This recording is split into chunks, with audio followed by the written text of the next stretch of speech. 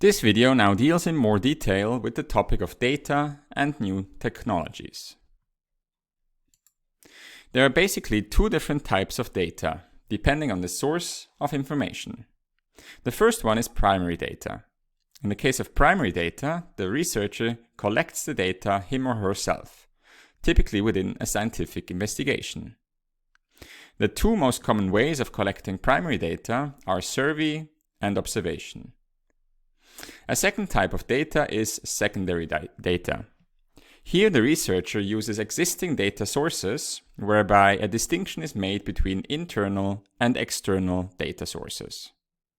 The specific research question determines which information source should be used, since primary and secondary data differ in their availability, their costs, quality, and reliability.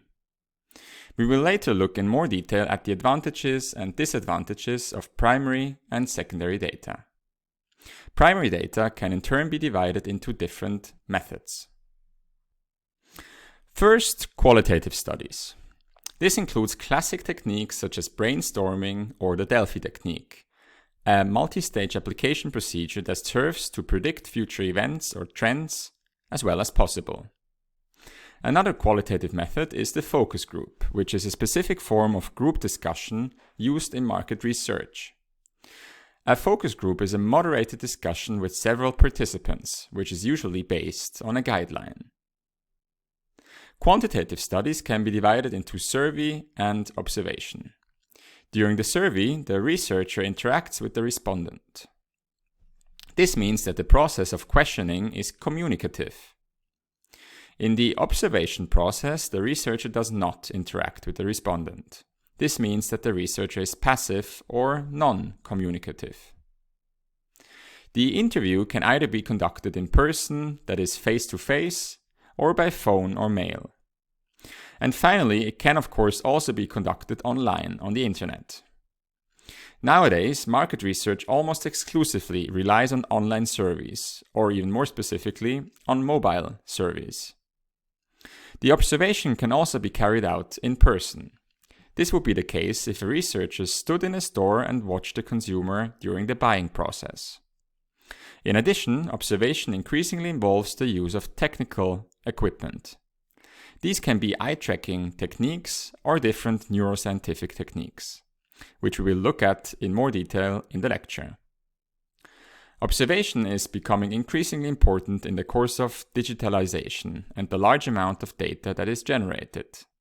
For example, researchers can track consumers' click streams in order to draw conclusions about digital consumer behavior. The experiment and the panel survey are not standalone methods, but a hybrid between survey and observation. The experiment is also seen as the silver bullet because it is the only method by which causality can be tested and potentially established. In other words, it is only by means of an experiment that one can investigate what is the cause and what is the effect of a certain relationship. Some examples of experiments in the context of market research can be seen here. The test market illustrates why the experiment is a hybrid between survey and observation. A test market is a partial sales market where newly developed products are introduced on a trial basis.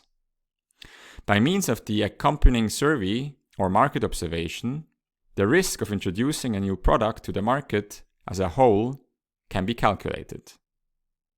Panel surveys are basically surveys over time.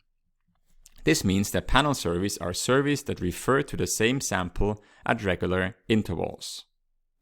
Thus, longitudinal data is collected. In a panel survey, for example, the same 1,000 people are asked about their consumption preferences every year. Panel surveys have the advantage of following developments over longer periods of time along the same participants. In session 5, we will look in more detail at individual methods of collecting primary data, such as the experiment.